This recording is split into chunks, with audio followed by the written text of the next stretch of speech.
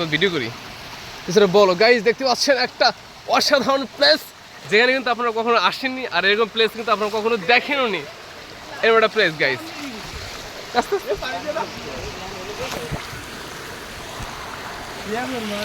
Review দেবো একটা। আচ্ছা ওমর, ফার্স্ট আমি তোমার থেকে শুনতে যাচ্ছি এই জায়গা সম্বন্ধে। তো জায়গাটা কেমন লাগতেছে? জায়গাটা কেন ভালো? আচ্ছা, প্রচুর পরিমাণে ধারা আসছে দিকে না? এই জায়গায় বসে থাকার জন্য একটা দারুণ প্লেস, আমরা কিন্তু বসে থাকতে পারি এখানে।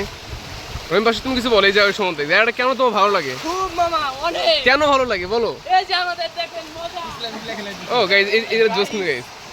গাইজ আমার মনে আছে আমি যখন ছোট ছিলাম তখন এই যে জায়গাটা মানে এই যে পুকুরের কর্নার যেগুলো আছে না, ওখান থেকে পিচ্ছিল খেলতাম একদম একদম উপর থেকে আমরা নিচ দিক চলে যেতাম, আবার উপরে আসতাম, আবার চলে যেতাম। দেখো তোমার স্বরূপ, এটা ঠিক এইভাবে গাইজ। জানেগা এইভাবে। হ্যাঁ হ্যাঁ, এটা জোস একটা প্লেস। আমার সামনে আমার ভাগিনা বসে আছে, ওকে প্রশ্ন করি। হ্যাঁ মামু, তোমার কেমন লাগতেছে নতুন একটা প্লেসে এসে? তুমি কি কখনো এর আগে আসছো এই প্লেসে গোসল করার জন্য? নিলাম ভালো দেখার জন্য।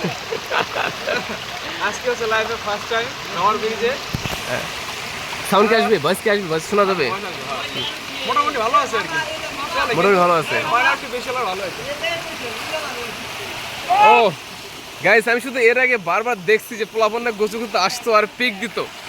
আই থিঙ্ক আজকে আমরা হচ্ছে যে কিছু পিক দিব। ও গাইস, ওমর এদিকে কিছু লিখতেছে, সমস্ত স্মৃতি হিসেবে কিছু লিখে যাচ্ছে, যাতে পরবর্তী প্রজন্ম দেখতে পারে যে না, আমার একটা দাদা বা বাবা ছিল, তারা যখন গোসল করতে আসতো তখন তারা এখানে লিখে যাইতো। ও গাইস, সবাই একটা দারুণ ফিল নিচ্ছে এক্সেপ্ট মি। তারা কিন্তু সেরিয়াল মজা নিচ্ছে গাইস, শুধু আমি বাদে।